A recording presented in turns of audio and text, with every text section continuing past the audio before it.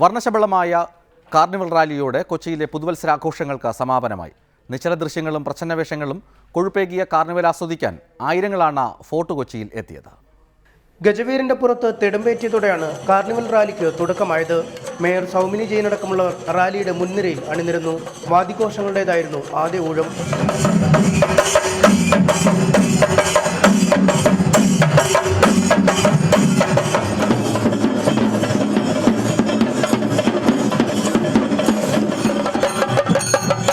അടുത്ത നിരയായി പ്രച്ഛന്ന വേഷങ്ങൾ.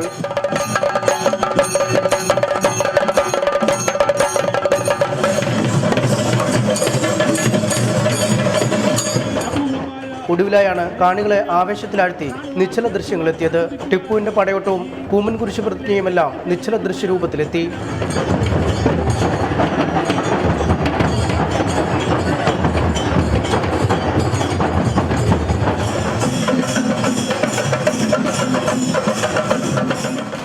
ഫോർട്ട് കൊച്ചി കടപ്പുറത്ത് റാലി സമാപിച്ചതോടെ ദിവസങ്ങൾ നീണ്ട പുതുവത്സരാഘോഷങ്ങൾക്കും സമാപനമായി.